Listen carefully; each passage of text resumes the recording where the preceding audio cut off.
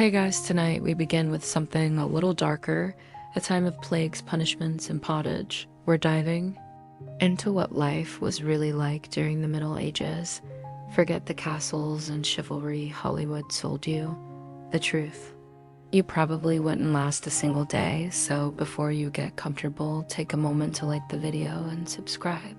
But only if you genuinely enjoy what I do here, and let me know in the comments where you're tuning in from and what time it is for you. It's always fascinating to see who's joining us from around the world. Now dim, the lights maybe turn on a fan for that soft background hum, and let's ease into tonight's journey together. Congratulations, you've just woken up in the year 1325. The good news, you're alive. The bad news, so are the fleas. Your bed is a half-rotted straw mattress stuffed with bugs and hay that smells like a barn floor because it was a barn floor 3 months ago. There's no memory foam, no pillows, and definitely no Egyptian cotton sheets, just a wool blanket that hasn't been washed since last winter and now weighs roughly as much as a small cow from the accumulated grime. You blink awake as the church bell clangs in the distance. It's the medieval version of an alarm clock, only louder and somehow even less merciful. Your home is a wooden hut with one room, no windows, and a charming open concept floor plan where your family, livestock, and domestic insects all share the same space. The smell, oh, it's a fragrant symphony, a subtle blend of stale beer, human sweat coat, and something you pray isn't mold, but knowing your soul probably is. Scented candles haven't been invented, and even if they were, they just melt on your dirt floor. You try to stretch, but immediately regret it because the air is freezing and your joints ache. You're 22 years old, which in medieval terms is roughly middle-aged. Your spine cracks like an old wooden door, and your knees sound like a bag of rocks being shaken by a confused peasant. Getting out of bed is a gamble. The floor is either wet from last night's rain, which leaks through the thatched roof, or crusty from something your neighbor's chicken did. Either way, your bare feet are now part of the ecosystem. Oh, and privacy. What's that? Your entire family and maybe a random cousin who just never left are waking up beside you. There's no bedroom, no curtains, no me time, just communal everything. Welcome to morning in medieval Europe, where you're never truly alone because parasites, rodents, and 8 other people are always with you. And this is just how your day starts. It only gets worse from here. So you've managed to crawl out of your medieval haystack of horrors. Congrats. Now nature calls. And it's not calling politely, it's screaming. Here's the part where you start missing the modern bathroom. There's no toilet, no seat, no toilet paper, no flush, not even a mildly resentful plunger in the corner. In the 14th century, relieving yourself is an adventure, a social experiment, and often a small public event. If you're a peasant, your bathroom is likely a wooden bucket behind the house, which is already full because Uncle Wolfstan had a rough night after eating bad turnips. The smell is biblical. You hold your breath, do your business, and then here's the kicker, toss it into the street. Yes, the street. You're supposed to shout something like Gardeloo before dumping it out the window. That's Old French for watch out below. Although, frankly, no one ever moves fast enough streets in medieval towns. Our open sewers, a charming river of human waste, animal droppings, and mystery liquids you'd rather not examine. If you're lucky enough to live in a town with public latrines, congratulations. You get to sit shoulder to shoulder with strangers in an outhouse where privacy is a myth and ventilation is a cruel joke. You might make small talk, but try not to breathe. Too deeply toilet paper, never heard of it. Most people wipe with straw, leaves, rags, moss, or if they're feeling especially indulgent, a scrap of wool. Sometimes nothing at all, which might explain why handshakes weren't popular yet. And if you're in a castle, surely it's better, right? Well, sort of. You might have a guard robe, a hole in the wall that drops your waist directly into the moat. Great idea, except that your enemies know this. And yes, attackers sometimes climbed in through The waste chute talk about entering through the back door.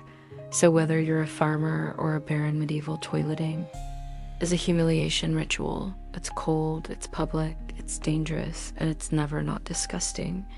One slip on a whetstone path, and you're face first in humanity's leftovers, and you still haven't brushed your teeth, but we'll get to that next. You survived the toilet, you deserve a reward, right? Maybe a nice breakfast, something warm, delicious, comforting, sorry. This is medieval Europe. Nothing is comforting here. Breakfast, if you can call it, that is a grim affair. There are no eggs, Benedict, no coffee machines sputtering awake, and certainly no avocado toast. You sit down or squat near the fire to a wooden bowl of something that looks like it was scraped off a muddy boot. Welcome to your daily ration of pottage. Pottage is a thick, gloopy stew made of whatever you can find. Grains, root vegetables, maybe a few. Beans if you're lucky. It's been simmering in the same pot for days, sometimes weeks, and new ingredients are just dumped on top of the old ones. It's less of a recipe and more of an ongoing edible experiment on the side. A hunk of bread so hard it could deflect arrows. It's made from coarse rye or barley flour, often bulked up with sawdust. Ground up acorns or other creative ingredients, because wheat is a rich man's fantasy. This loaf is not your friend. You don't slice it, you negotiate with it. What about drinks? You're not sipping orange juice or an oat milk latte. You're drinking beer. Yes, beer at 6 MY, because the water's teeming with parasites and filth. So you start your day with weak ale, low alcohol, high survivability. Kids drink it too. No one's happy about it, but at least it won't kill you immediately. Want some meat or cheese dream on? That's for Sundays and saints' feast days, and only if your Lord is feeling generous. Most peasants don't eat meat more than a few times a year.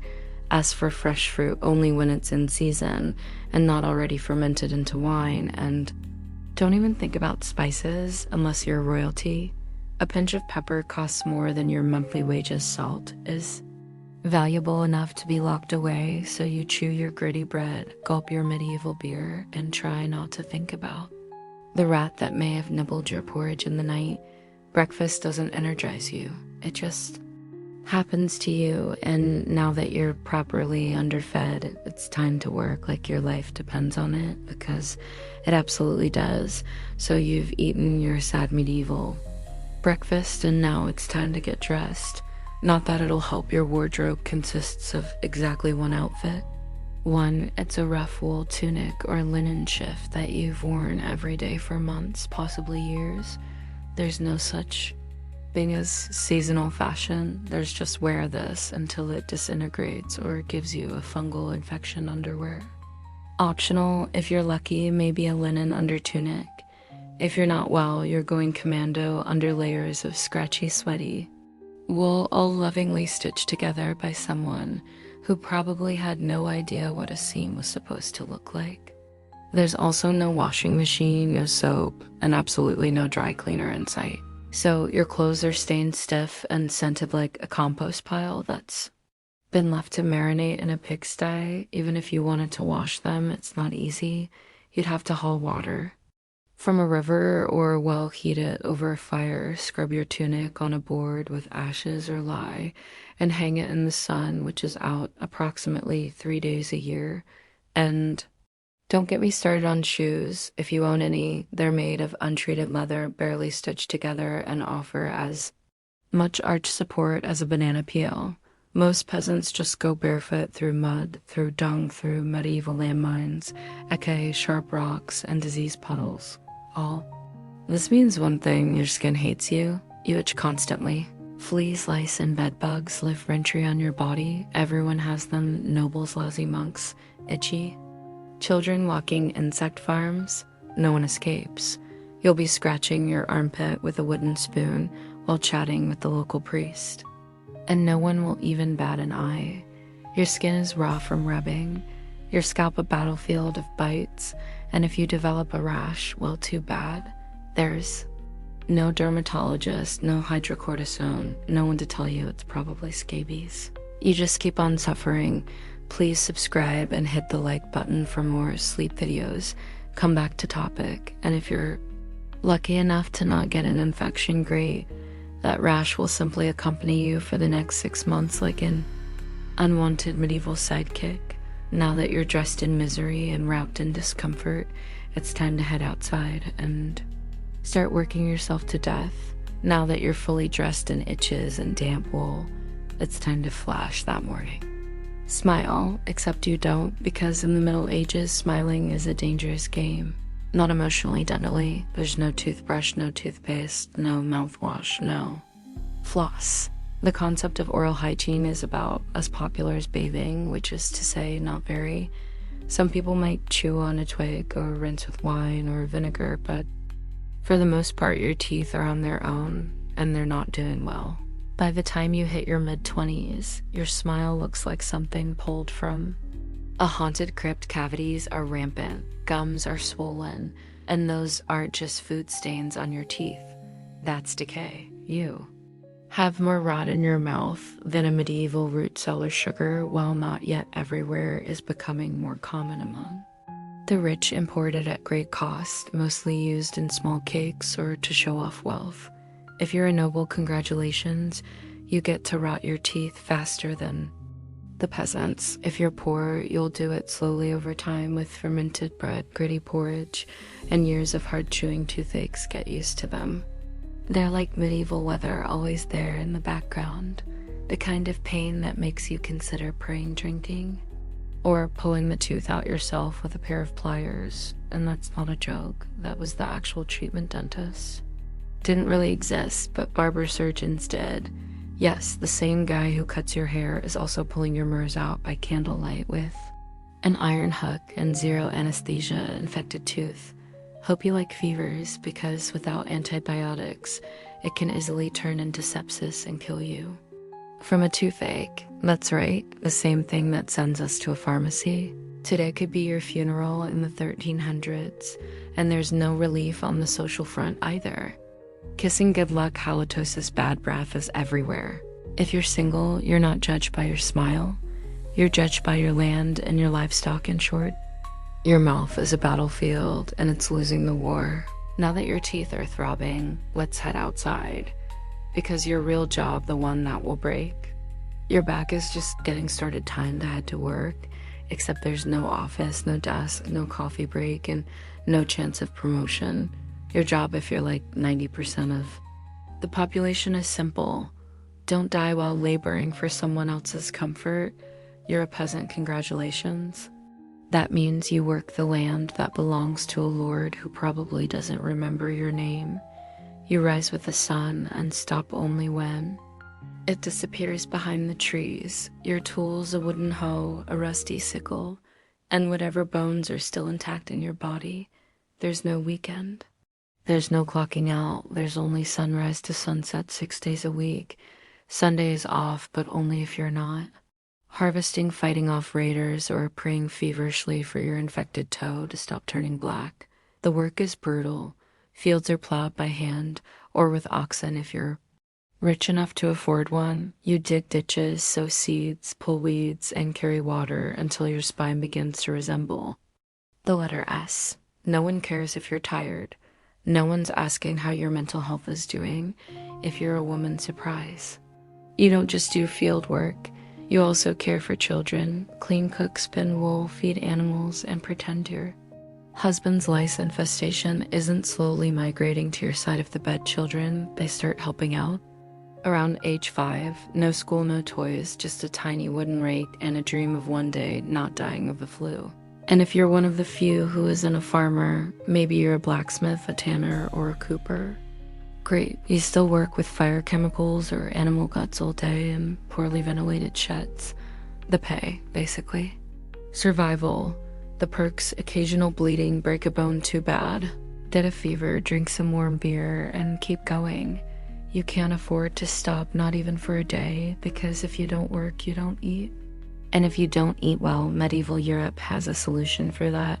It's called being replaced. So you grip your shovel, ignore the blisters, and keep digging, because in the Middle Ages, your job isn't a career, it's a slow motion endurance test.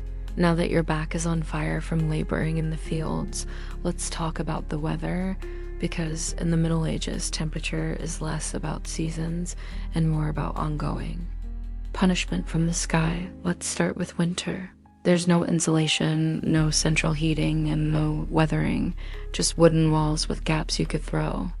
A chicken through your windows covered with cloth, not glass.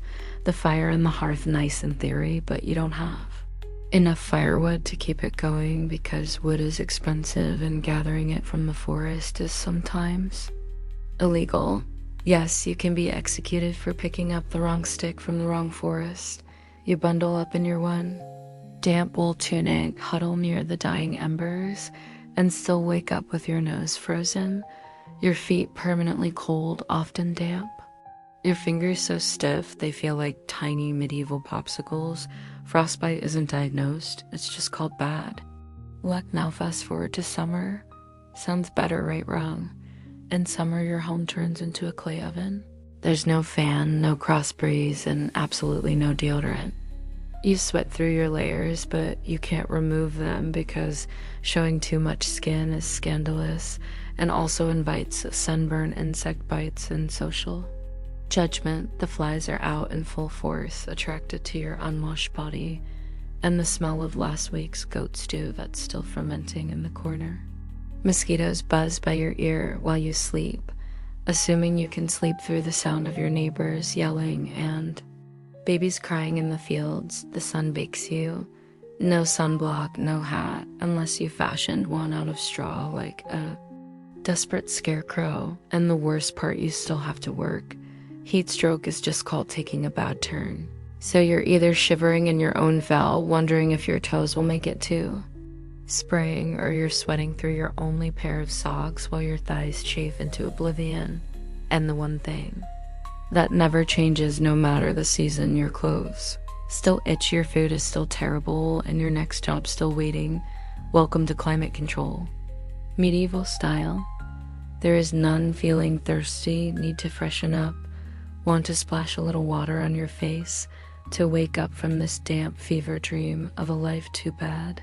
In medieval times, water isn't your friend, it's trying to murder you quietly. Let's start with drinking.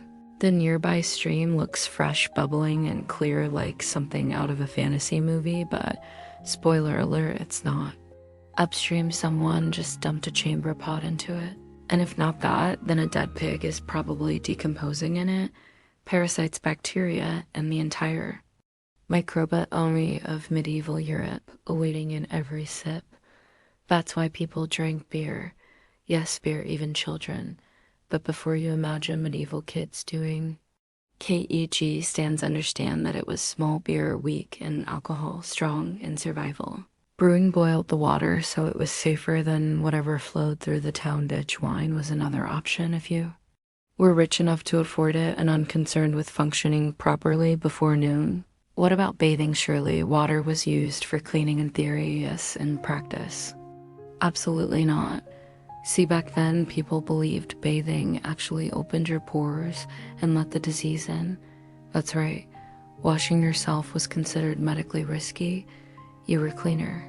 Apparently, if you never removed the protective layer of filth caked onto your skin, communal baths did exist, but they quickly gained reputations as places for gossip, scandal, and sometimes full-on medieval extracurriculars, so naturally the church got involved and shut many down. Even if you did want to bathe, it was a full production.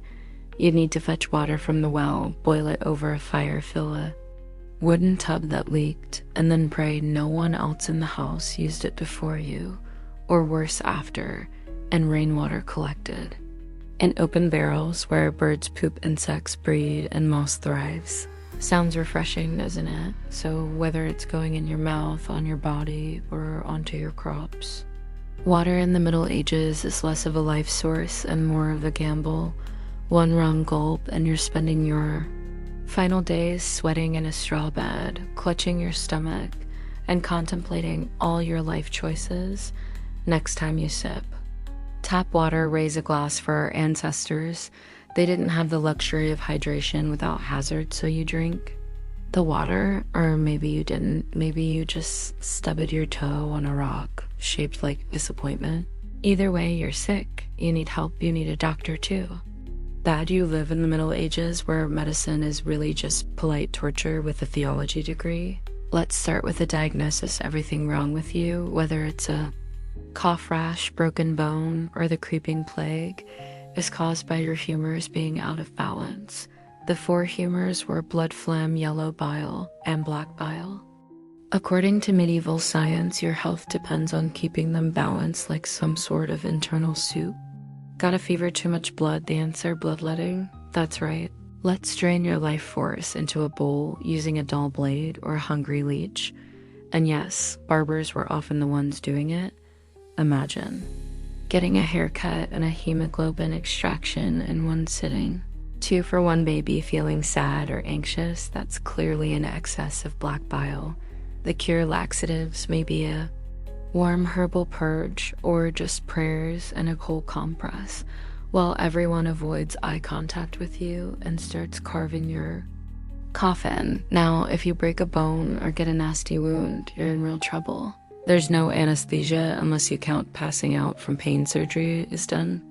With knives that haven't been cleaned since the Crusades, tools are heated over fire, not for sterilization, but because they just look scarier that way. Antibiotics centuries away, germ theory not invented yet. They think disease comes from bad air or God being annoyed. With your moral failings, got a stomach ache, must have been your sinful thoughts. Hope you like confessing while vomiting. If your condition gets worse, you'll be treated with more leeches, possibly some crushed beetles, and a priest at your bedside giving last rites just in case. At this point, they're preparing for the cure known as death, and if by some miracle you recover, everyone just assumes God took pity on you. The doctor takes full credit and the leech gets promoted. So yes, in the Middle Ages, medicine is less about healing and more about surviving the cure. After a long day of labor, lice, and leeches, it's finally time to eat. You shuffle back to your Vel stomach, growling, ready for the one joy left in life, a warm meal. Bad news, your meal is probably trying to kill you. Let's begin with the basics. Food preservation doesn't really exist. There's no fridge, no freezer, just salt, smoke, or the hope that winter air keeps things fresh. Your meat, if you're lucky enough to have any, has been hanging for days, covered in flies, marinated in questionable brine, and possibly shared. With a rat or two, bread is the cornerstone of the medieval diet. But even that isn't safe. In bad harvest years, desperate peasants bulk it up with bark, sawdust, or even clay to make it stretch. And if it's rye season, there's a bonus ergot, a fungus that causes convulsions, hallucinations, and sometimes death. It's like eating bread laced with LSD and tetanus, vegetables only if they're in season. And you know what's always in season? Turnips. So many turnips boiled, mashed, or floating in pottage, which, if you remember from chapter 3, is basically a hot swamp of mystery ingredients that's been simmering since your great-grandfather's funeral. Fruit might be available in the fall, but it rots quickly, and sugar is rare, expensive, and hoarded by the rich to show off their blackened teeth. Dairy is another gamble.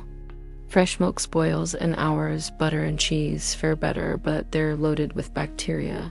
People eat them anyway, because frankly, it's either that or chew your boodle leather. And let's talk about seasoning spices like pepper, cinnamon, or nutmeg, worth more than gold.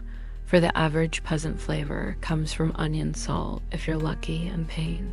Most meals taste like wet burlap sprinkled with sadness, but food isn't just a health hazard, it's a political one. Game animals belong to the Lord, not you caught poaching a rabbit. You could be fined, imprisoned, or even executed. That's right. Your dinner could get you hanged. So as you sit down to eat your gray stew by flickering firelight, remember every bite is a risk, but you eat anyway, because in the Middle Ages, food doesn't nourish, it tests you. It's evening now. You've worked, suffered, and barely digested your suspicious stew. You might think the day is winding down, but don't get too relaxed, because God is watching, so is the priest, and so is your neighbor. Agnes, who will absolutely rat you out if you miss Mass. In medieval Europe, religion isn't just part of life, it is life. The church controls your calendar, your laws, your education, if you can read your birth, marriage, death, and everything in between. Think of it as your spiritual landlord, and you're always behind on rent. Every day is structured around prayer bells. The town church bell rings in the morning, noon, and night, not because people need reminders, but because missing prayer is a sin. Forget to bow sin, eat meat on a Friday sin. Think about your neighbor's wife in that one dream. Double sin, and yes, hell is very real. Vividly real, priests describe it in glorious detail. Rivers of fire, lakes of boiling blood, demons with pitchforks, and eternal wailing. If the plague doesn't scare you, eternal damnation definitely will. You can't read the Bible yourself, because it's written in Latin, a language reserved for monks, clergy, and that one noble kid who's too good for dirt. You rely on the church to interpret everything for you. That means if the priest says your crop failure is because you didn't pray hard enough, well, time to kneel harder. Tithes a tenth of everything you own are mandatory. If you grow wheat, you give wheat. If you raise chickens, you give eggs. If you have nothing, congratulations. You're spiritually bankrupt and financially doomed. Holidays, they're holy days, dozens of them. And while they offer breaks from labor, they're not for fun. Therefore, attending Mass, fasting, confessing sins, and reminding yourself that joy is a dangerous indulgence. Questioning the church is dangerous. Heretics are burned, witches are drowned, blasphemers are flogged, and skeptics are quickly reformed.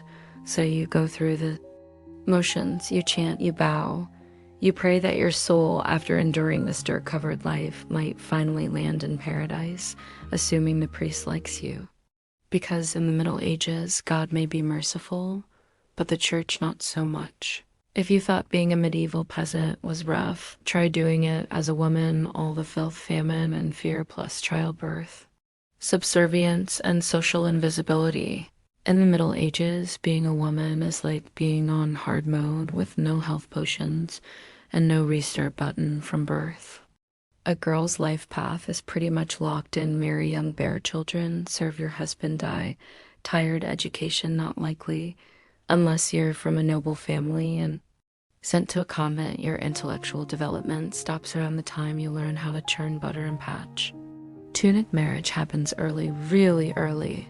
It's not weird to be betrothed at 12 and pregnant by 14. It's not about love, it's about land, livestock, and alliances. Your opinion not required once married. You're basically your husband's property. Your job is to produce heirs, feed everyone, keep the house running, and not complain, because complaining might get you branded a nag, or worse, a witch. That label comes with a complimentary drowning or burning, depending on local fashion. Childbirth is a death lottery. There's no prenatal care, no sterile tools, no anesthesia. Midwives do their best, but even minor complications can mean death for the mother, the child, or both. Some women survive 10 pregnancies, many don't survive 2, but don't worry, once the baby is out, your work increases. Now you have a screaming infant in a lice-ridden hut, and you're expected to nurse, cook, clean, and still help in the fields. You don't get a break. You are the break for everyone else. If you're unmarried, you're suspicious. If you're widowed, vulnerable. If you're outspoken, dangerous. Women who didn't conform were often accused of witchcraft, especially if they had herbal knowledge, a strong personality, or just looked at someone. Funny on a rainy Tuesday, even in the church, your role is limited. Nuns lived under strict rules. No speaking without permission, no freedom of movement, and your spiritual worth always ranked below men.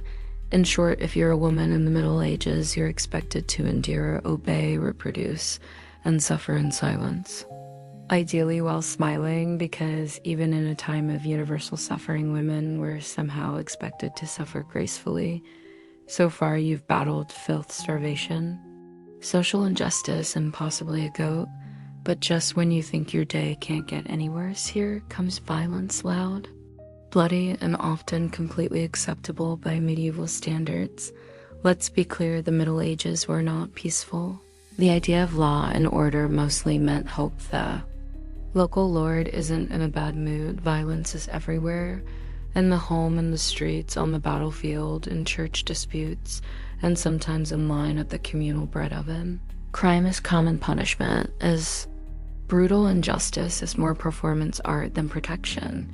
Steal a loaf of bread, you could lose a hand accused of lying, your tongue might get pierced, gossip too much. Meet the scold's bridle, a metal mask strapped to your head with a bar in your mouth for correction, of course. Let's say you're accused of something serious, heresy, theft, witchcraft. How do you prove your innocence? By being tortured? Obviously, welcome to trial by ordeal. One version, you stick your hand in boiling water to retrieve a stone. If it heals without infection in 3 days, you're innocent. If not, you're guilty. Another option, you're tossed into a river. If you sink, you're innocent and probably dead.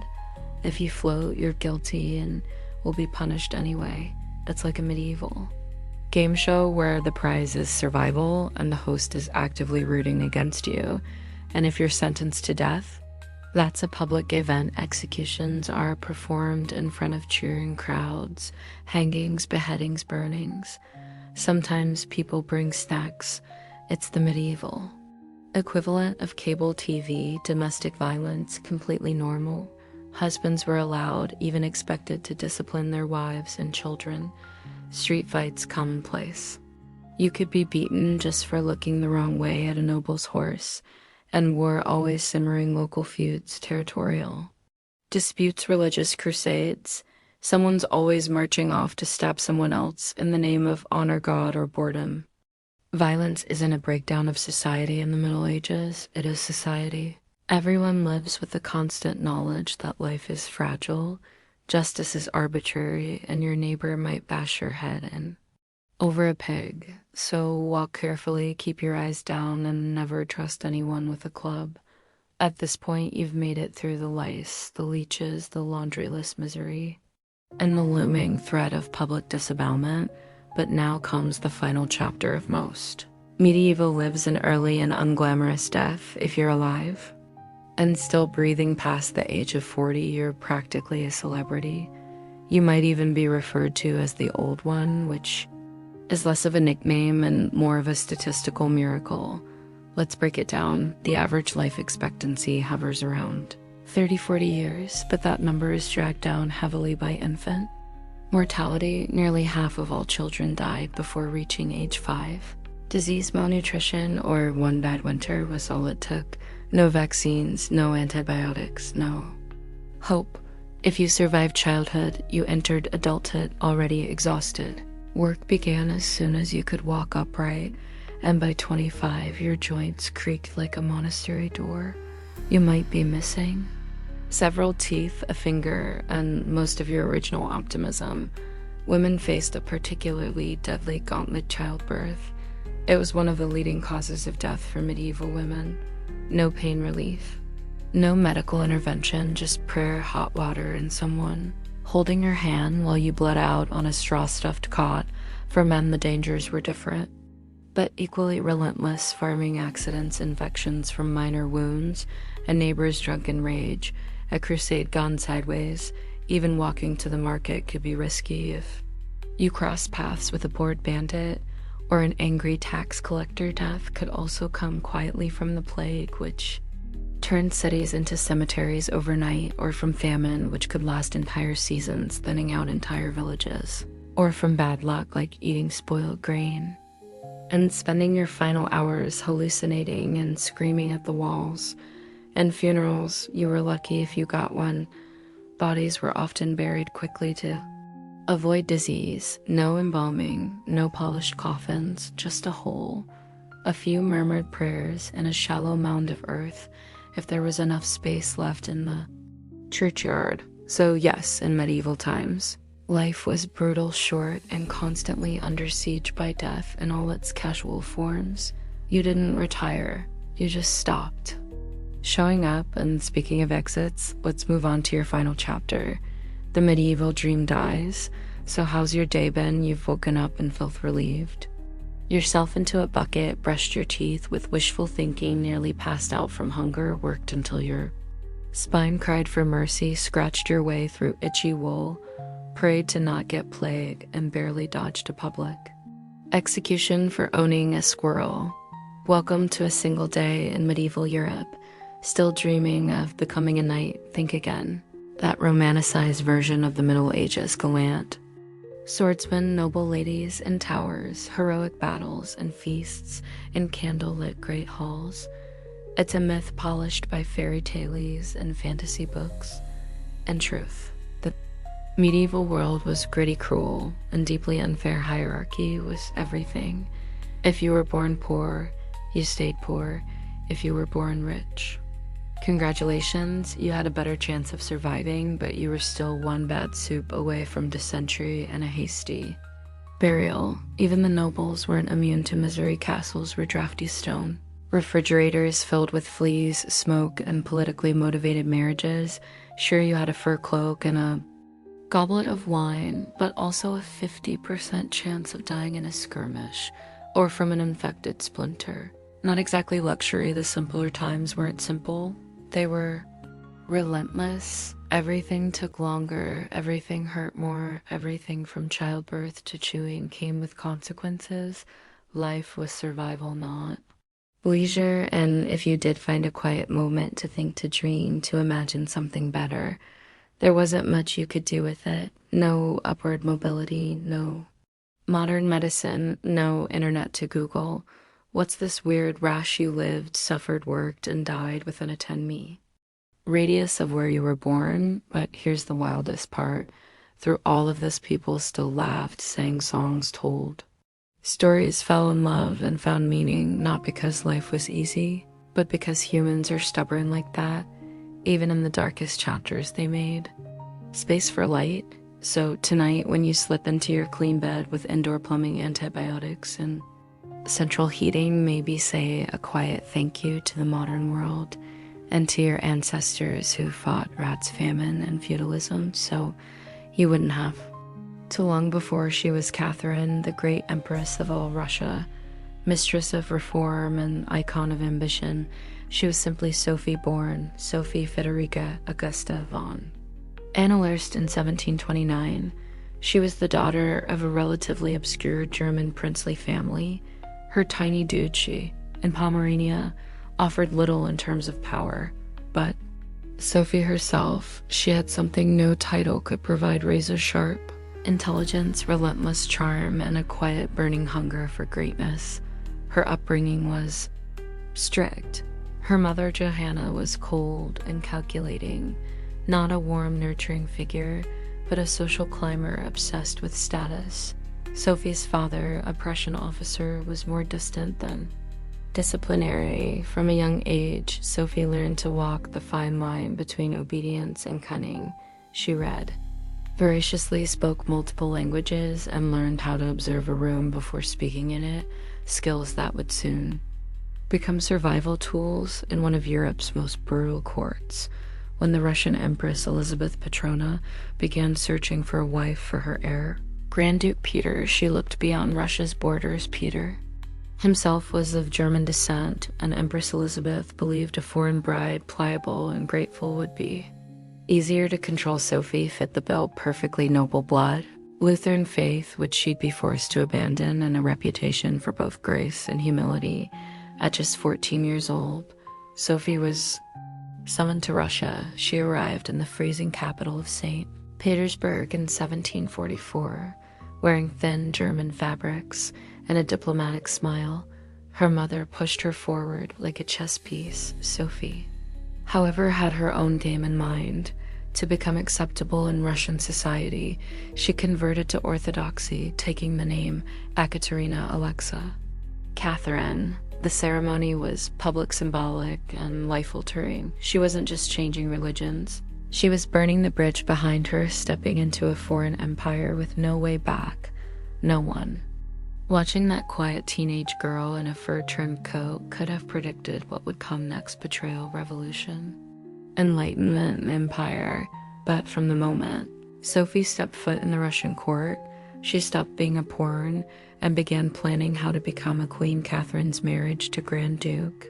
Peter was meant to secure her place in Russian royalty, but from the very beginning it felt more like a cage than a crown. Peter, heir to the Russian throne, was not the dashing prince of fairy tales, awkward, immature, and obsessed with toy soldiers. He was far more interested in playing war games in his chambers than governing an empire or showing affection to his new wife. Some accounts even suggest he refused to consummate the marriage for years. He idolized Frederick the Great of Prussia and resented the Russian court that had adopted him. In contrast, Catherine embraced Russia with a fierce determination. She learned the language, studied its history, and memorized Orthodox rituals. She wanted to belong. Peter wanted to escape this mismatch. It wasn't just emotional, it was political. The Russian court was a viper's nest of gossip, paranoia, and brutal power games. Empress Elizabeth still ruled with absolute authority, but her health was in decline. Everyone knew a transition was coming, and everyone had an agenda. Catherine was watched constantly. Her letters were read, her friendships monitored, and her every move scrutinized. She couldn't trust her husband, her mother, who is still whispering in her ear on behalf of foreign interests, or even her servants. In this world, alliances could turn into accusations overnight, but Catherine was no fool. She learned to play the court's games, quietly cultivating allies in the shadows. She charmed military officers, made friends with scholars, and developed a reputation for dignity and restraint, a stark contrast to her husband's childish tantrums and open contempt for Russian traditions. Behind closed doors, Catherine began reading Enlightenment thinkers like Voltaire and Montesquieu, while others saw her as a young consort. She was building a vision not just for herself, but for Russia, a nation of strength, education, and reason. But there was one problem. The longer Peter lived, the longer Catherine remained in limbo, a powerless wife to a man unfit to rule. So she waited, observed, and planned. She knew the Russian throne wouldn't be inherited. It would have to be taken in 1762, after nearly 2 decades of waiting, watching, and quietly maneuvering.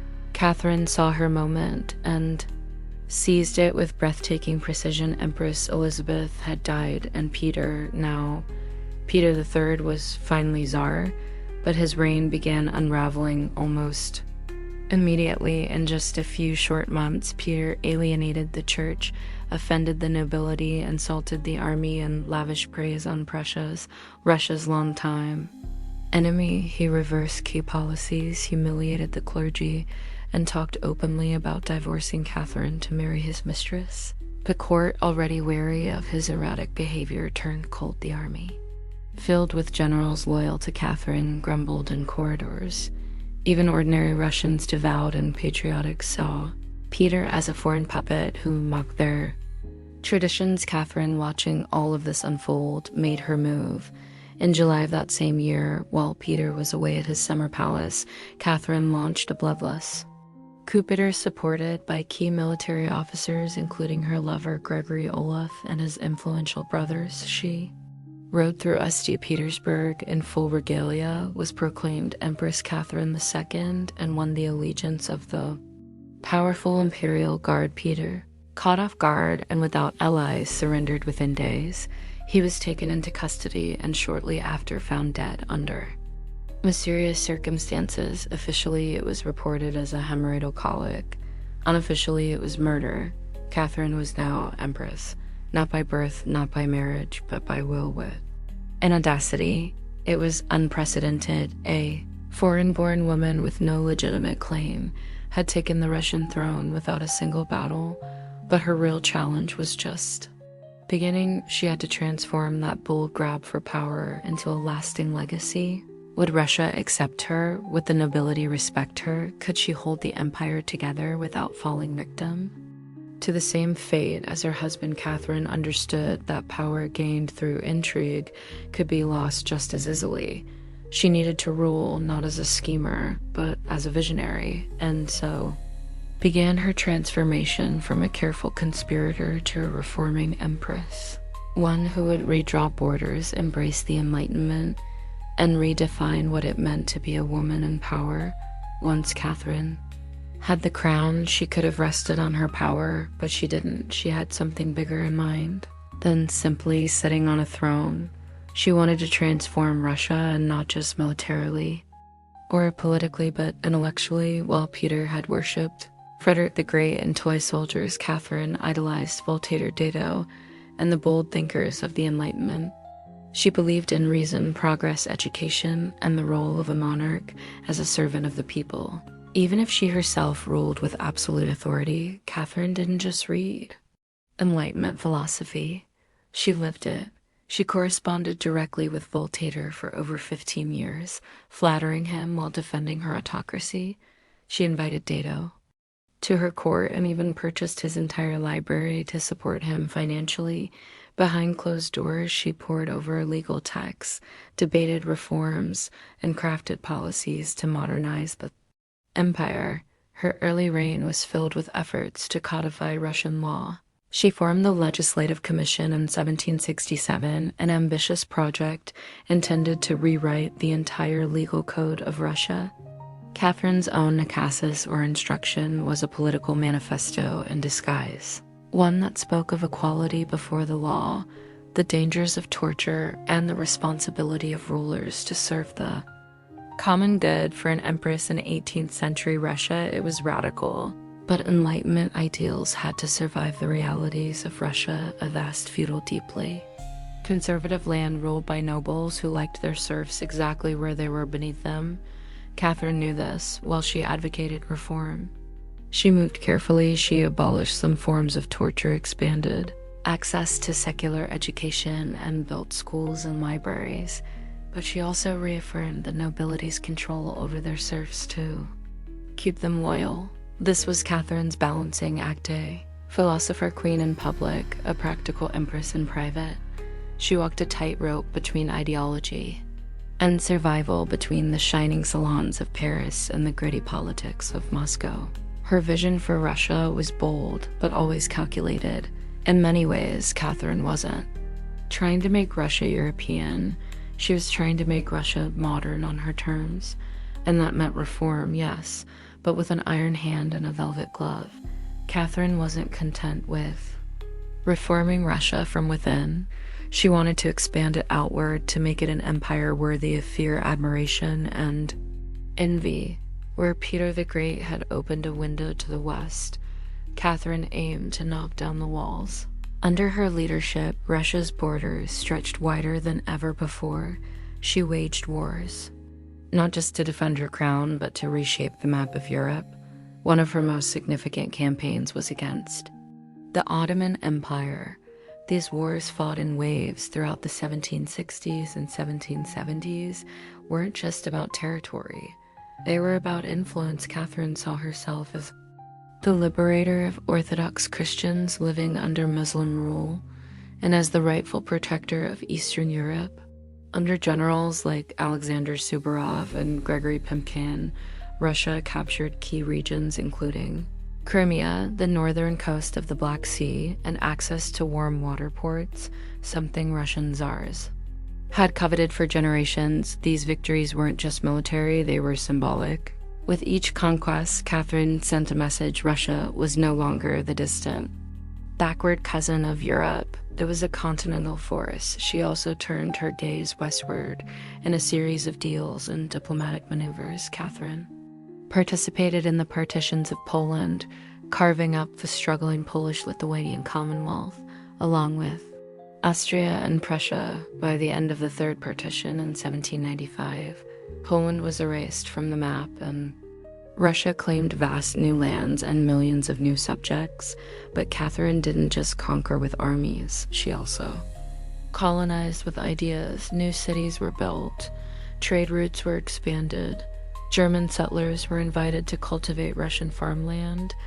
The empire became a mosaic from the icy Baltic to the sun-drenched shores of the Black Sea, and through it all, Catherine remained the central force, reading reports, issuing orders, and personally Overseeing the shape of her expanding empire, critics would accuse her of being power hungry, even imperialistic. But to Catherine, expansion wasn't ambition, it was destiny. A great ruler, she believed, was measured not just by ideas, but by borders.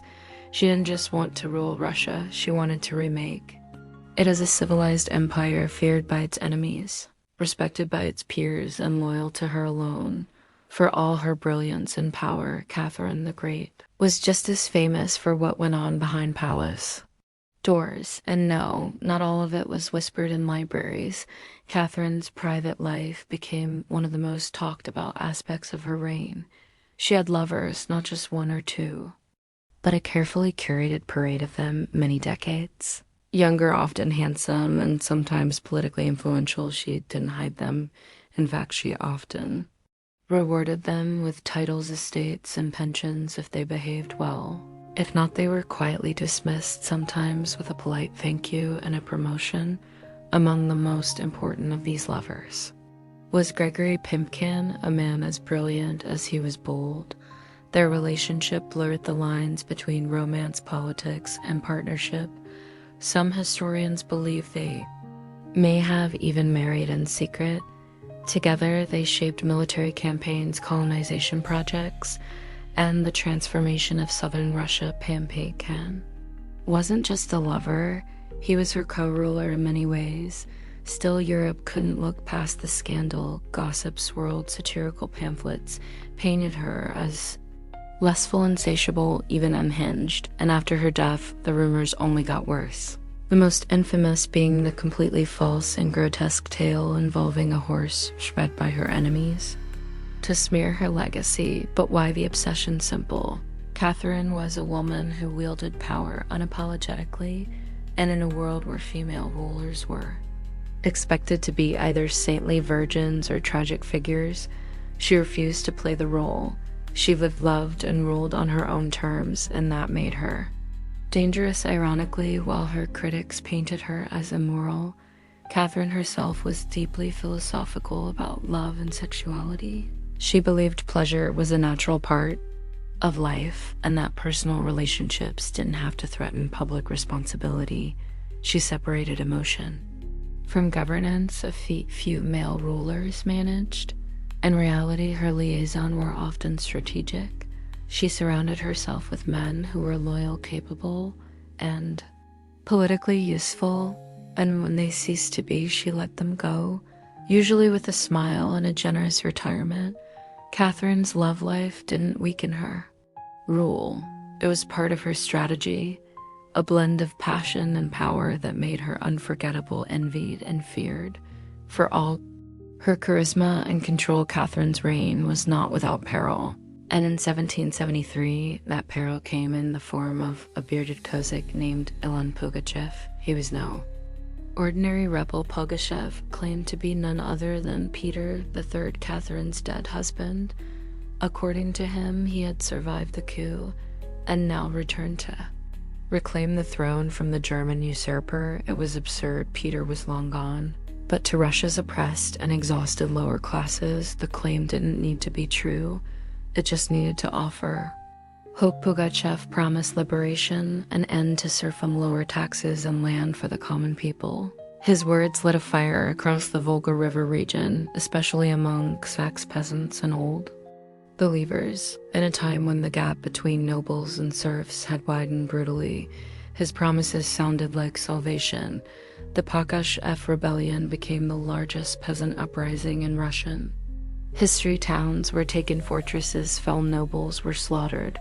For a terrifying moment, it seemed as if the empire itself might fracture. Catherine was shaken. This wasn't a foreign war she could win with cavalry and treaties.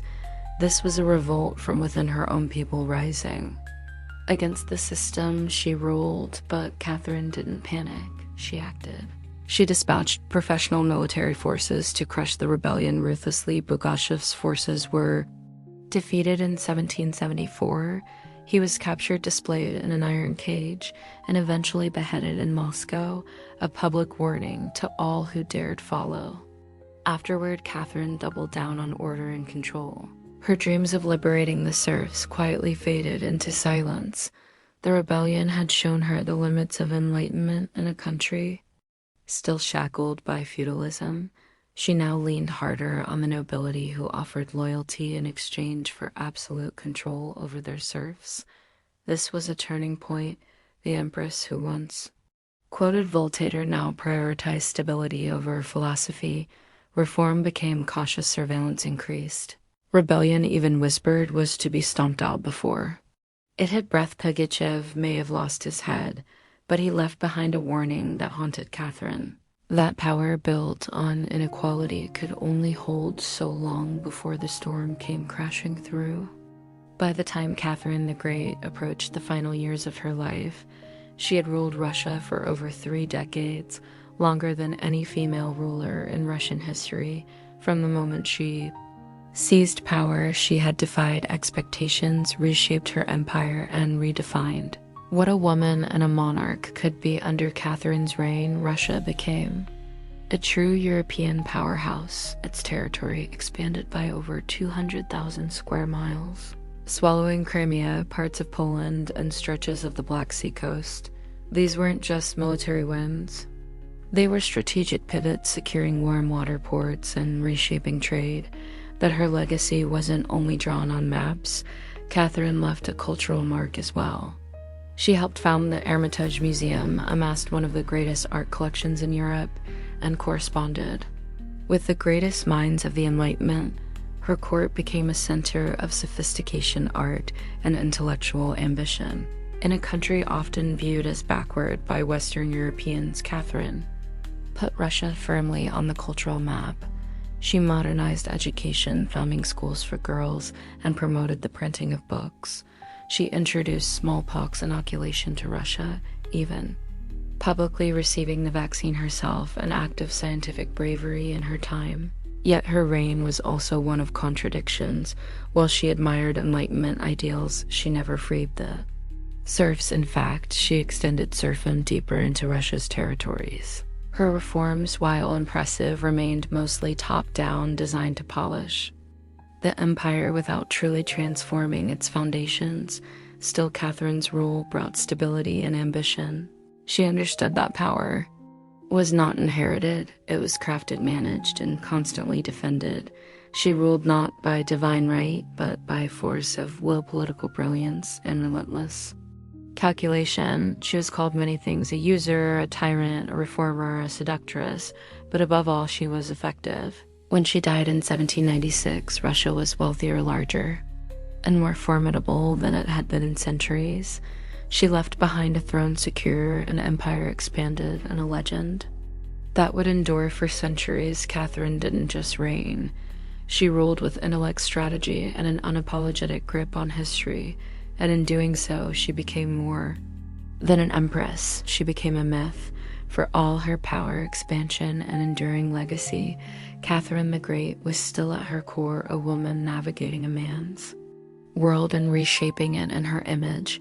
Behind the imperial portraits and state decrees was someone deeply aware of how precarious her position was.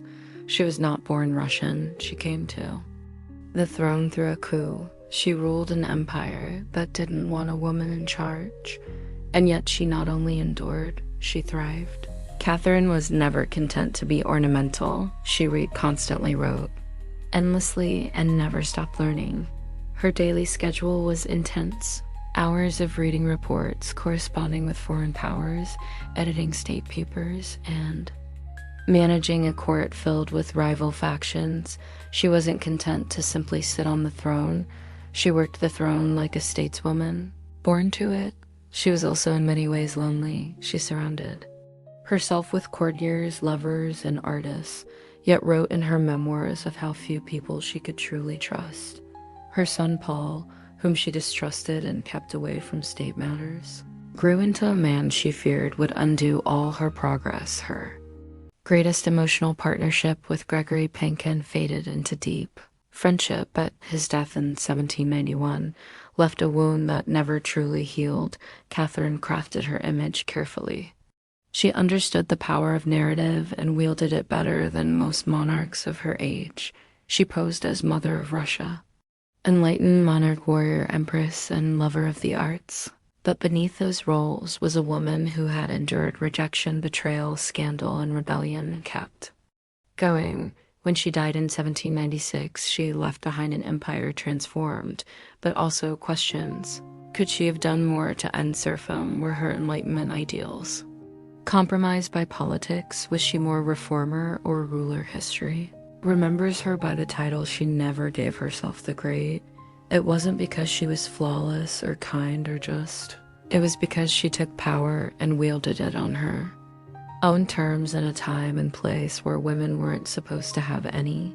She didn't just wear the crown, she rewrote what it meant to deserve one. In the humid depths of the Chiapas jungle in southern Mexico, the ruins of Palenque whisper stories from the ancient Maya world. Towering temples rise above the canopy, their limestone faces eroded by time, but still brimming with secrets. And in 1994, one of those secrets revealed itself. A team of Mexican archaeologists led by Fanny Lopez Jimenez was surveying Temple 3, a relatively modest pyramid next to the more famous Temple of the Inscriptions, the burial site of the mighty king place. The great temple, the throne, wasn't expected to hold much until they noticed something odd. A sealed hidden chamber beneath the structure.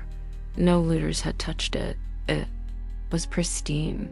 When the archaeologists broke through and lowered themselves inside, they found a stone sarcophagus resting in silence. The air was heavy with the weight of centuries. As they opened the lid, red dust rose like smoke, brilliant, shocking red.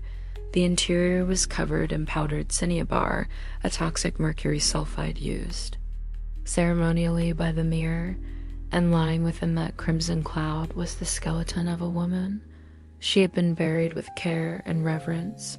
Her bones were fragile but intact, her skull still. Wearing a jade mask and her body surrounded by rare offerings, necklaces, diadems, ear spools, all crafted from jade and shell. Everything about the burial screamed royalty, yet no name was inscribed, no glyphs identified her.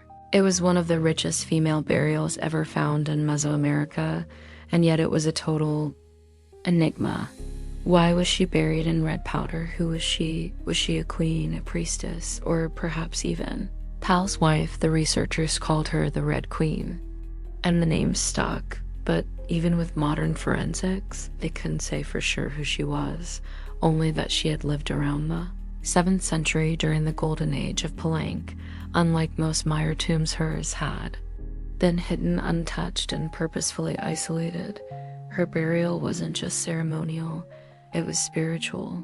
This woman wasn't meant to be remembered with words. She was meant to be remembered through ritual, through color, and through the mystery she left behind. The most haunting feature of the Red Queen's tomb wasn't her jade jewelry or the silence of the sealed chamber. It was the red dust. A thick layer of powdered cinnabar covered everything. The sarcophagus, the walls, her bones, even the offerings around her. It clung like blood to stone, to the mire. This was no accident. Cinnabar, made from crushed mercury sulfide, was one of the most sacred and dangerous substances in the ancient world. Its vibrant red color wasn't just visually striking. It symbolized blood rebirth and the life force that connected the human and divine realms. Red was sacred. It was the color of sunrise, of sacrifice, of life emerging from death. And it wasn't just symbolic, it was spiritual. Covering the dead in cinnabar was a ritual meant to transform the body, preserving it not for eternity, but for transition. In Maya belief, death wasn't the end. It was a passage, a crossing into another cosmic layer. And so the Red Queen, whoever she was being prepared not just for burial, but for deification. But there's another layer to this. Cinnabar is toxic. Repeated exposure can lead to mercury poisoning, tremors, hallucinations, even death. The mayor likely didn't understand the chemistry, but they felt its potency. It was volatile, powerful, dangerous. To bathe the corpse in it was to declare this person was no ordinary mortal. In Palenque, very few were buried with Cinnabar Pal. The great, the mighty king whose pyramid dominates the site was one. His body, like hers, was also saturated in the red powder. That detail alone drew speculation. Was the Red Queen his wife, his mother, or someone of equal divine status? Her skull had been placed on a layer of jaguar skin, another sacred symbol. Around her bone needles, obsidian blades, and miniature jade figurines hinted at rituals performed either during her life or in her honor at death. Every part of her burial told a story without words. A story of power cloaked in secrecy, a woman prepared to cross into the underworld, not in silence, but in ceremony, drenched in the color of sacrifice. Surrounding the Red Queen's crimson-drenched remains was a world of silence broken only by the gleam of jade, shell, and obsidian. These were not mere ornaments. They were offerings, each one carefully chosen to accompany her on the journey to the Maya afterlife, the Saibalba. At her sides were jade necklaces, heavy and cold, their polished surfaces still radiant after 300 years. Underground jade was not just beautiful, it was sacred. The Maya considered it a symbol of eternal life. It represented the green of maize, the vitality of the jungle, and the breath of the gods. Only the elite were buried with jade. For the Red Queen, it covered her chest, wrists, and ears, a clear sign that in life she wielded influence, perhaps even divine favor. One of the most haunting objects was the Jadiri mask placed delicately over her face. Unlike the golden death masks of Egypt, this one was subtle, constructed from dozens of tiny mosaic tiles arranged to mimic the contours of her skull.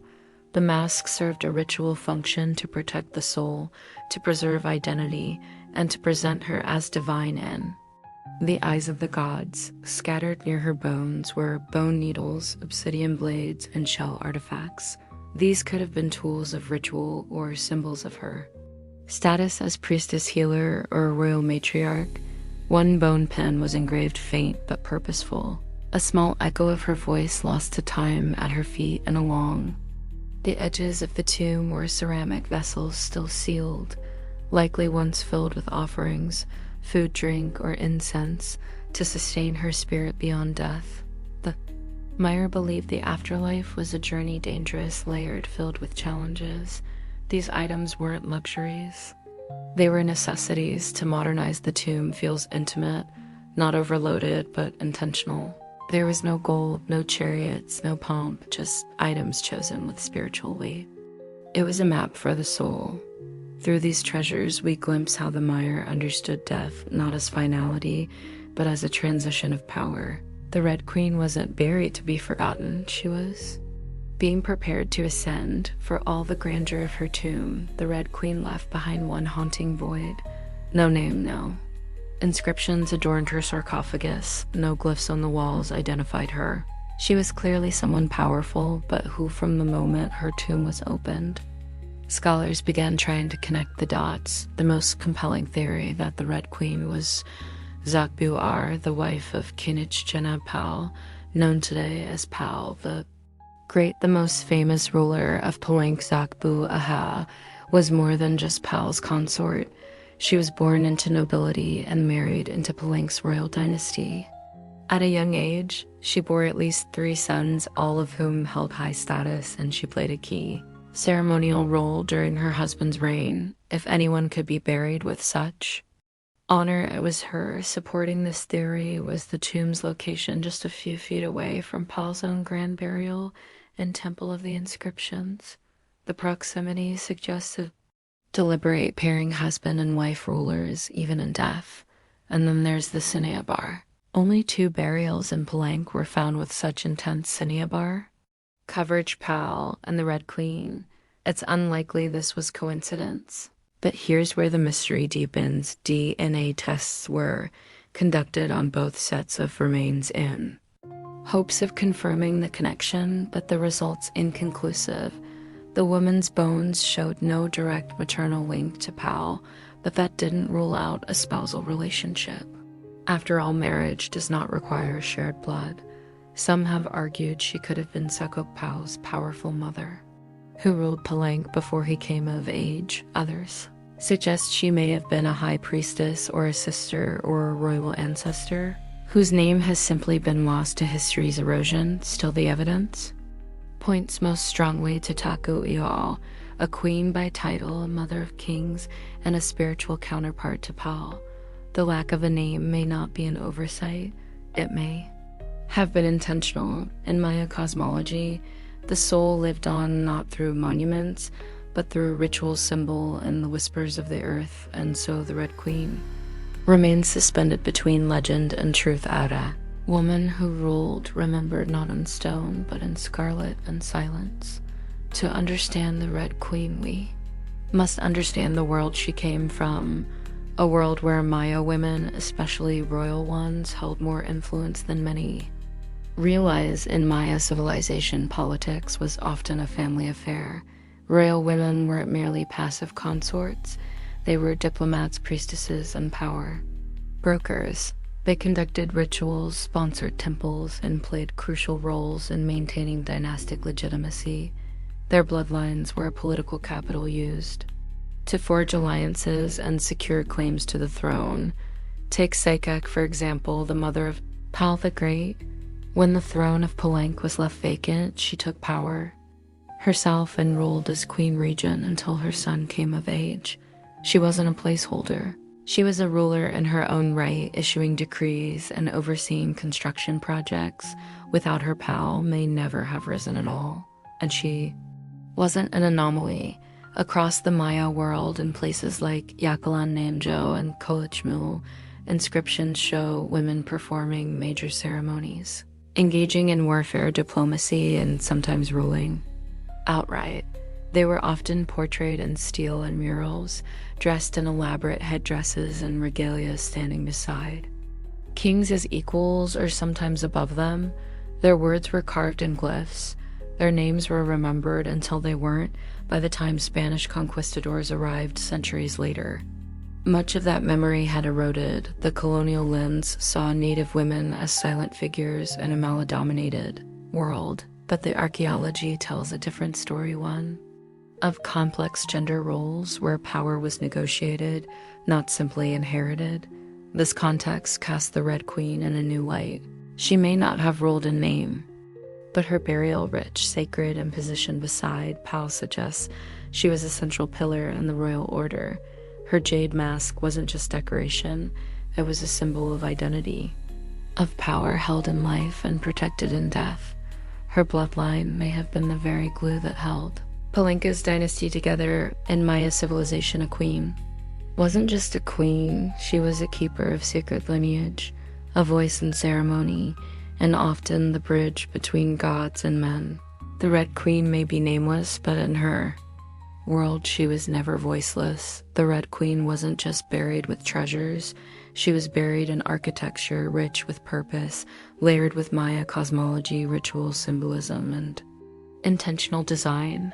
Her tomb wasn't merely a grave, it was a gateway to eternity. Her body was discovered inside Temple Third, one of the smaller pyramids within the heart of Palenque, yet its proximity to Temple of the Inscriptions, the resting place of Pal the Great, is telling. These temples weren't built randomly. Their positioning was sacred. Guided by astrology, myth, and dynastic legacy, Temple Vithi rises modestly compared to its grand neighbor, but it hides something even more intimate, a sealed crypt untouched by letters, perfectly preserved. It was constructed deep within the temple's core, accessible only by a steep, narrow staircase. The descent into her tomb feels almost symbolic, a ritual journey downward into the underworld. The chamber itself is stark, made of cut stone sealed tightly for over 130 years. No glyphs or murals cover the walls, no ornate carvings tell her story, but perhaps that silence is intentional. This was a space not for the living to interpret, but for the dead to transform. At the center, her sarcophagus sits like an altar crafted from limestone. It echoes the grand stone coffin of Pal next door. While Pal's lid is famously engraved with scenes of cosmic rebirth, the Red Queen's tomb is more subdued. The focus is inward, on the body, on the cinnabar, on the ritual of death itself. And yet there are subtle architectural cues that hint at meaning. The tomb is aligned east to west, a symbolic path mirroring the sun's journey from life to death. The chamber is small but powerful. It feels deliberate, personal, a sacred enclosure for someone revered Maya. Temples were cosmological tools, bridges between the heavens, the earth, and the underworld. Be buried in one was to be elevated beyond the human realm. The Red Queen's eternal home wasn't an afterthought. It was a carefully constructed shrine, a place where death became transformation. Her bones rest in stone, her essence in cinnabar, and her legacy in the architecture itself. A temple that speaks without words, telling us she mattered to the ancient Maya. Death wasn't the end. It was a threshold, a sacred passage into the underworld known as Cybalba, and for someone like the Red Queen, this crossing was not only spiritual, it was political, cosmological, and deeply ritualized. Burial rituals were carefully choreographed, events rooted in myth, and meant to guide the soul through the treacherous layers of the underworld. Maya texts and iconography tell us that Sabella was no peaceful afterlife. It was a maze of darkness, rivers of blood trials, and gods of death. Only those properly buried, ritually prepared, and spiritually equipped could make the journey successfully. The Red Queen was buried wrapped in cinnabar, encased in stone and surrounded by offerings, all signs of an elite burial. But there's more: the presence of bone needles and obsidian blades in her tomb hint at auto-sacrifice rituals, possibly symbolic tools representing rites she had performed in life or that were reenacted at her burial to empower her spirit. Her airy mask, carefully assembled from jade tiles, was not simply decorative. It may have served as a spiritual vessel, preserving her face and identity as she journeyed into the afterlife. And Maya believed the face was a mirror of the soul, and the soul needed to be recognized by the gods. The ceramic vessels surrounding her may have once held chocolate maize water or even polka to nourish her in the next world. Other items like stingray spines or shell trumpets could have represented spiritual tools, calls to the gods, or tokens of ritual communication. Burial wasn't just a goodbye, it was a transformation. The Maya believed in cycles: death as seed, burial as planting, and the afterlife as rebirth. Kings and queens were often seen as earthly incarnations of gods, and in death they returned to those divine origins. The Red Queen, covered in the color of blood, entombed in a pyramid, and honored with offerings, was being prepared for rebirth, not as a mortal but as a being tied to the sacred order of the cosmos. Her burial wasn't the end of her story, it was the beginning of her legend.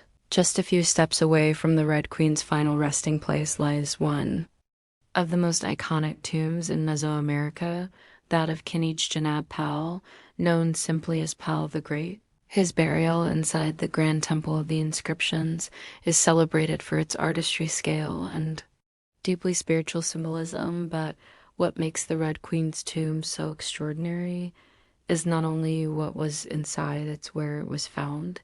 Her sarcophagus was hidden within Temple 3, directly adjacent to Pal's monument in a city like Palenque, where every temple was carefully positioned to reflect cosmic principles. This closeness was no coincidence. It was intentional, a intentional statement etched in stone. Many scholars believe the Red Queen was Zakbuaya Pal's queen and trusted consort. While her tomb lacks inscriptions, the similarities between their burials are striking, both wrapped in cinnabar, both entombed in pyramids, both buried with jade, and both treated with extreme reverence. These rituals mirror each other as if two halves of a sacred narrative. Pal's lid famously depicts him falling into the underworld tree, a cosmic scene of death and rebirth. The Red Queen's simpler tomb contains no such iconography, but the symbolism lies in the pairing itself. If Pal represented the sun journeying through the underworld at night to rise again, then the Red Queen may have represented the moon, the feminine force that follows its own mysterious path in the sky Together, they embodied a cosmic duality, masculine and feminine, king and queen. Sun and moon order and ritual. In Maya mythology, rulership was not singular, it was relational. Harmony in the cosmos required balance, and that balance extended into the dynastic court by placing the Red Queen beside Pal.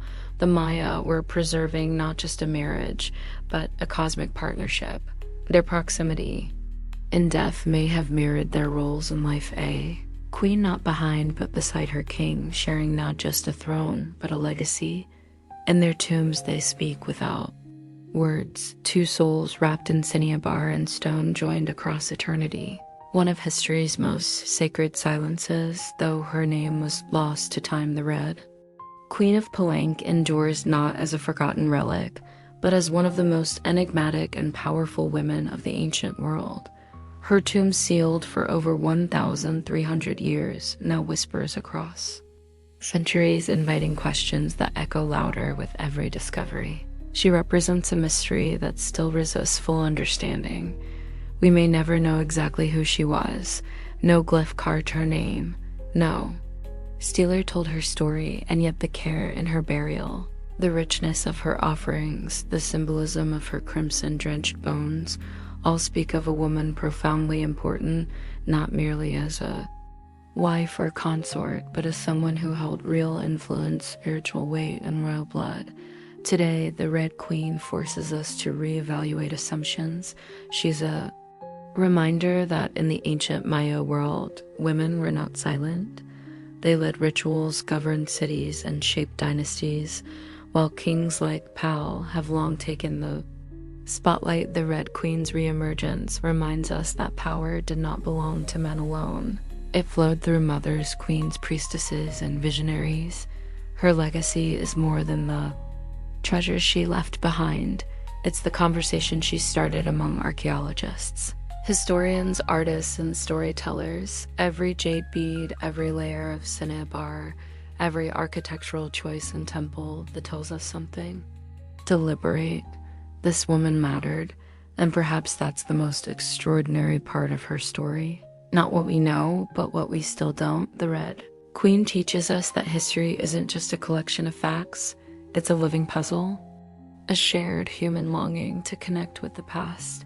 In that sense, her legacy is still unfolding.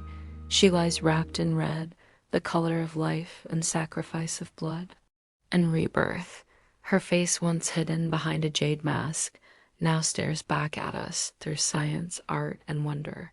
She remains nameless but not voiceless, mysterious but not forgotten. The Red Queen may have ruled a kingdom in life, but in death, she rules something greater, our imagination. Her tomb was sealed in stone.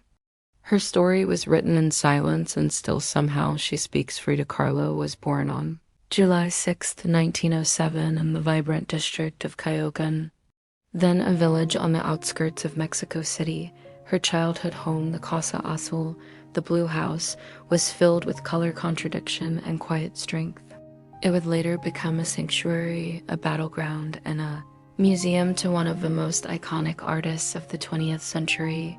Frida was the third of 4 daughters, born to Guillermo Carlo, a German-Hungarian photographer, and Matilda Calderon, a devout Catholic of indigenous and Spanish descent.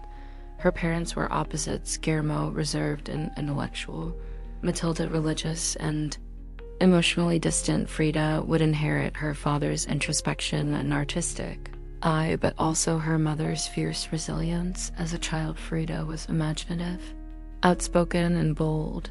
She read voraciously and asked questions most adults didn't want to answer. But at the age of 6, she contracted polio, which left her right leg thinner and weaker than the other. A physical difference she tried to mask with long skirts, but never allowed to limit her spirit. The illness left her bedridden for months and isolated from other children. During this time, she grew close to her father, who encouraged her to exercise, ride bicycles, and stay mentally sharp. Unlike most girls of her time, Frida didn't aspire to become a wife or a homemaker. Her goal to become a doctor, she enrolled in the prestigious National Preparatory School in Mexico City at age 15, one of only a handful of girls accepted, there she stood out not just for her intelligence, but for her rebellious wit, radical thinking, and unique sense of style. She joined a group of young intellectuals known as the Cachuchas, who debated philosophy, literature, and politics. Frida was drawn to revolution, to ideas that challenged tradition. But even in those early years before the bus crash that would define her body, and before the fame that would define her, legacy Frida Kahlo was already painting herself into the world with sharp edges, unapologetic ideas, and an identity too big to fit inside anyone else's expectations. She wasn't just growing up in Koken, she was preparing to remake herself entirely. On September 17th, 1925, Frida Kahlo's life was split in two: the girl she had been and the woman she was forced to become. That afternoon, she boarded a wooden bus with her boyfriend Alejandro Gomez Aras after school. They were laughing, teasing each other, and probably arguing.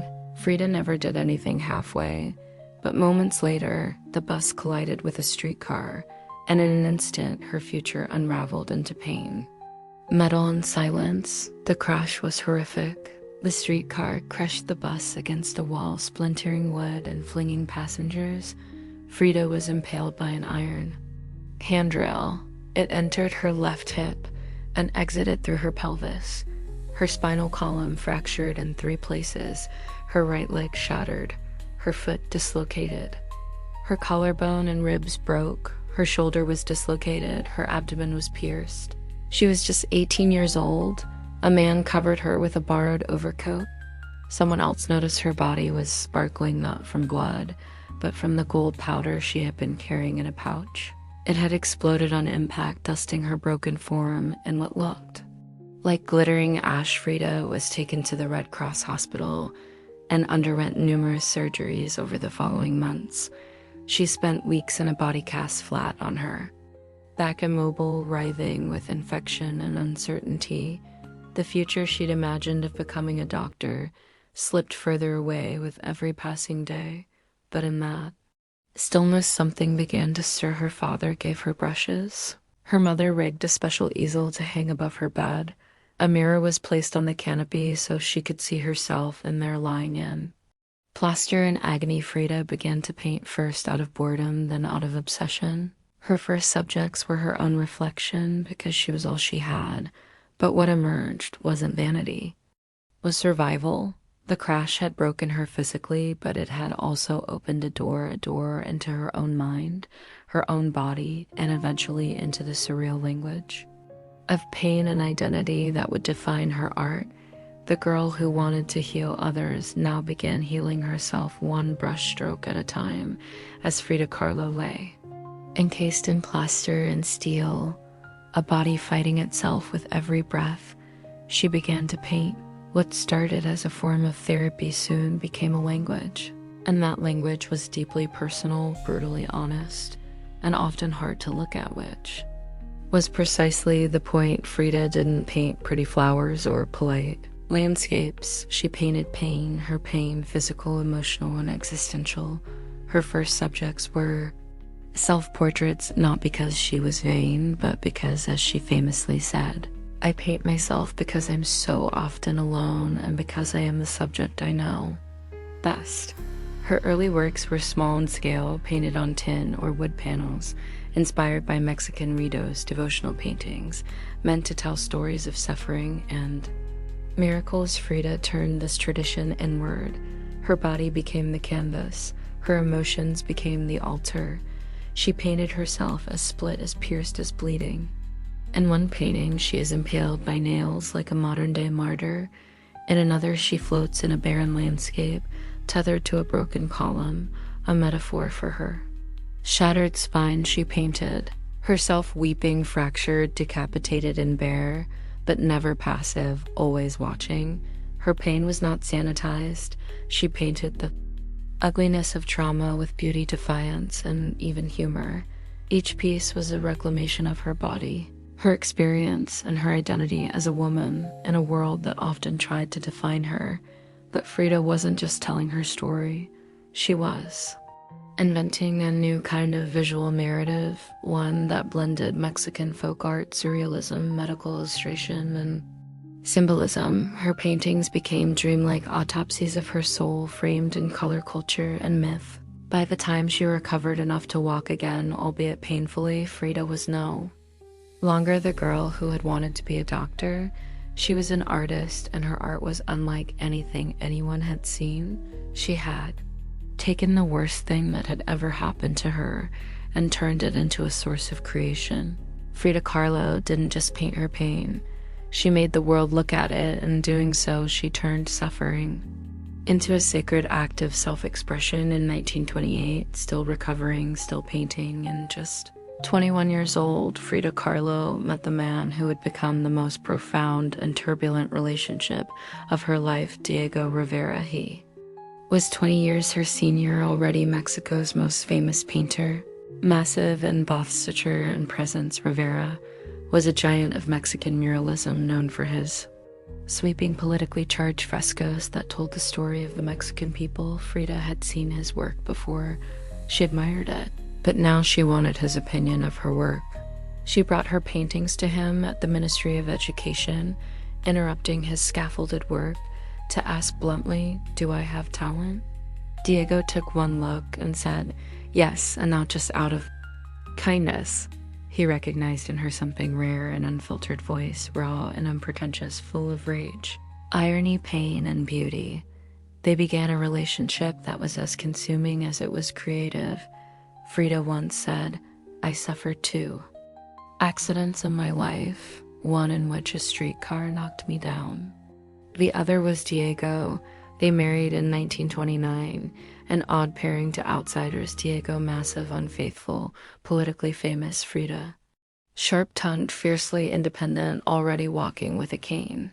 Her parents called it a marriage between an elephant and a dove. Their bond was passionate, but chaotic. Diego supported her art and encouraged her growth as a painter, but he was also endlessly unfaithful.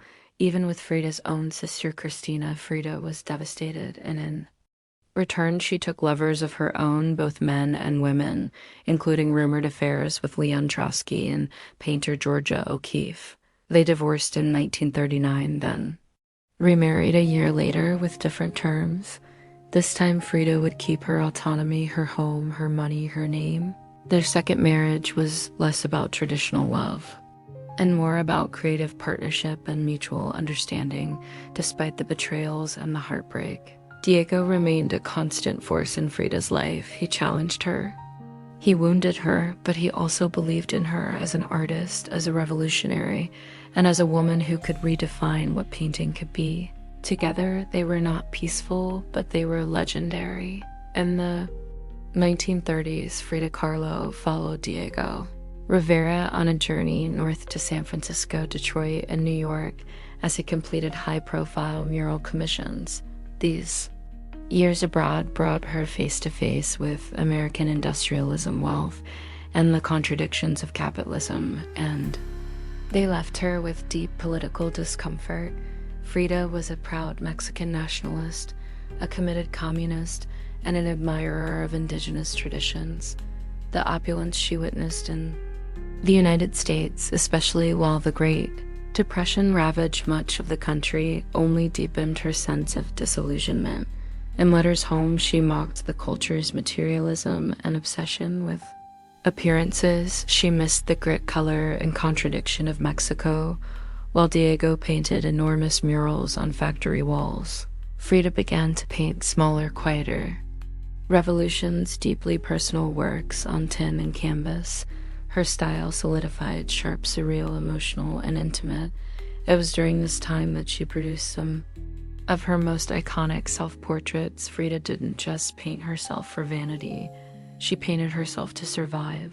Her identity became her landscape, with her body constantly in pain from her accident, multiple surgeries, and a failed pregnancy in Detroit. She turned inward. Her portraits showed her bleeding, fragmented, exposed. Yet her face was always calm, always direct and apologetic. One of her most powerful works, Henry Ford Hospital, shows her lying on a hospital bed, crying, surrounded by floating symbols of loss. Viewed snail medical equipment, a cracked pelvis. It was raw, graphic, and deeply emotional, a canvas that bled with truth. Back in Mexico, Frida immersed herself in leftist politics. She and Diego welcomed Leon Trotsky into their home while he lived in exile. Frida wore Tijuana, dresses traditional indigenous garments, not just as fashion, but as a political and cultural statement. Her art was never disconnected from her beliefs. Her identity, her body, and her ideology all intertwined in her work. While Rivera was painting murals of revolution, Frida painted its human cost, the body in pieces, the mind on fire, and the self always staring back. In exile and in illness, she became not just a painter of pain, but a painter of resistance. When Frida Kahlo returned to Mexico in the late 1930s, she was no longer just Diego Rivera's wife. She had become something else, entirely a force, an artist whose work radiated with raw honesty, surreal symbolism, and cultural identity. Back in her homeland, she stepped fully into herself. Her casa, Azul and Cayocan, became a sanctuary of color and contradiction. Bright cobalt walls, yellow trim, Aztec statues, and the garden monkeys and parrots wandering freely. The house was a living extension of Frida's imagination. It was a blend of tradition and rebellion, elegance and earth. Here she surrounded herself with pre-Columbian artifacts, Exodos folk art, and revolutionary books. She wore bold Tawana dresses, wool flowers into her hair, and painted amid the scent of copal incense and the sounds of mariachi on the street outside. This period marked an explosion of creativity. Her paintings became more intricate, more symbolic, and more political works, like the two Frida's revealed a divided self, one in European dress with a bleeding heart, the other in indigenous clothing, strong and composed. It was Frida's visual autobiography, a portrait of love, loss, and heritage. In 1939, she exhibited her work in Paris, where artists like Picasso, Breton, and Kandinsky praised her fiercely original style. But even among the surrealists, Frida stood apart. When Andre Breton tried to label her as one of their own, she pushed back. They thought I was a surrealist. She said, but I wasn't. I never painted dreams. I painted my own reality. She painted Mexico, not the romantic postcard version, but the living, breathing country she adored. Her work pulsed with symbolism, skeletons, hummingbirds, heart's thorns, corn and blood. She honored the indigenous roots of her homeland while unmasking the violence of its past and present. But even as her artistic voice grew stronger, her health continued to decline. Multiple surgeries, infections, and chronic pain became daily realities. Still, she painted through it, propped up in bed, torso bound in corsets, fingers clenched around the brush. Frida had returned to Mexico not to rest, but to reclaim her power through paint, through politics, and through her fearless embrace of the self. As the 1940s wore on, Frida Kahlo's body continued to betray her. Her spine was deteriorating. Her right leg was constantly infected. She underwent more than 30 surgeries in her lifetime, often in grueling succession. At times she was bedridden for months, encased in body casts, or immobilized by traction devices that stretched her bones apart, but still she painted. Each canvas during these years became both a release and an act of resistance. Her works grew darker, more defiant. She painted with a clarity sharpened by pain, refusing to hide behind metaphor.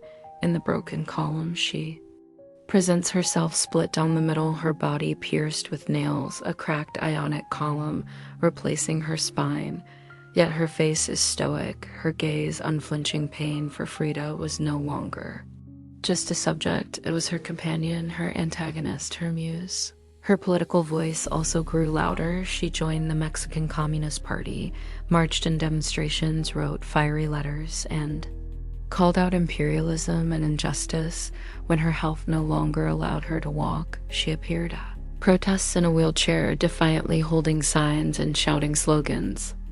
In 1953, Frida was given her first solo exhibition in Mexico, a long overdue celebration of her art, but her health was so fragile doctors told her she couldn't attend, so she did what only Frida would do. She arrived by ambulance, carried in on a stretcher, and placed in the center of the gallery on her hospital bed, dressed in traditional finery surrounded by her own work. She greeted guests with tequila laughter and that fire still burning in her eyes.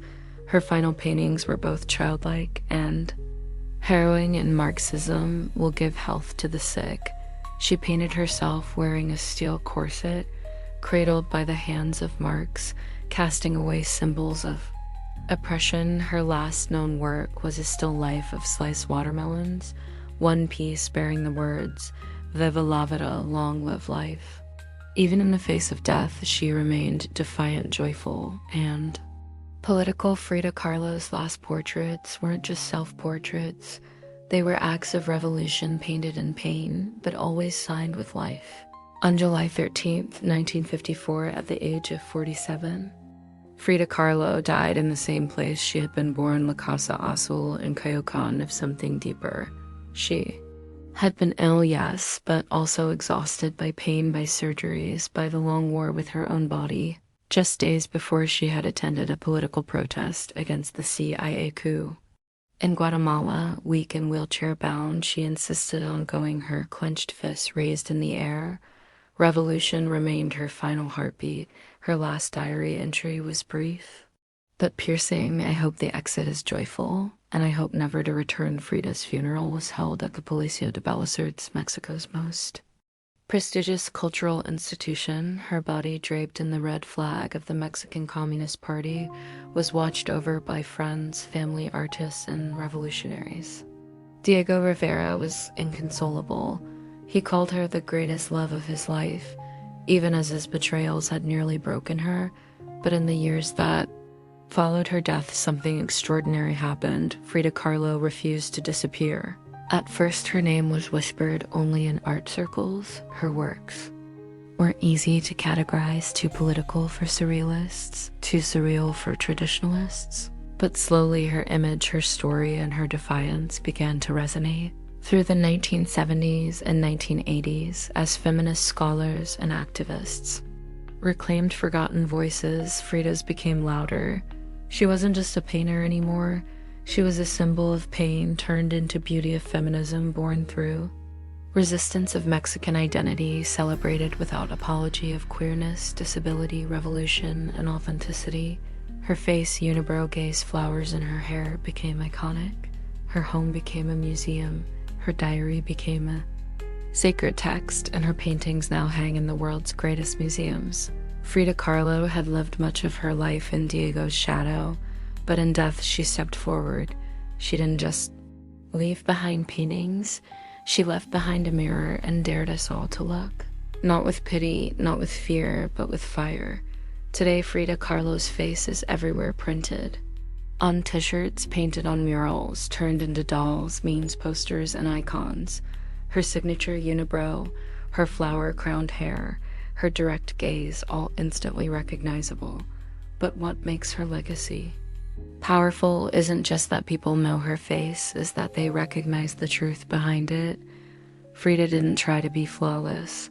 She didn't fit into boxes. She wasn't conventional, and she didn't care to be in a world that demands perfection. She gave us realness. Raw, messy, vibrant, angry, joyful, contradictory realness. She celebrated what made her different, her disability, her queerness, her politics, her culture, and turned it into art that transcended borders and decades. She's become more than an artist. She's a global symbol of defiance, feminism, cultural pride, and creative resistance. For queer communities, she's a fearless bisexual icon who lived openly and unapologetically in a time that demanded silence. For women, she's a reminder that power doesn't require permission. For disabled artists, she's proof that pain can fuel the brush, not stop it. And for Mexico, she's a daughter, reclaimed, fierce, folkloric, and forever part of the national soul. Her paintings, once dismissed as too strange or too personal, are now among the most revered in the world. Works like The Two Frieders, Self-Portrait with Thorn Necklace and Hummingbird, and The Broken Column aren't just seen, they're felt deeply by anyone who has ever suffered and needed to turn that suffering into something sacred. She lived in the margins and turned them into center stage. She embraced contradiction, a communist who wore gold, a woman betrayed who loved again, a body in pieces with a soul unbreakable, and through it all she painted not just with color but with conviction. Frida Kahlo never asked to be a symbol. She simply told the truth about herself, and in doing so told the truth for millions of others who had never seen themselves reflected in art before. Now when we see her face, we see courage, we see color, we see resistance, we see Frida not gone but immortal.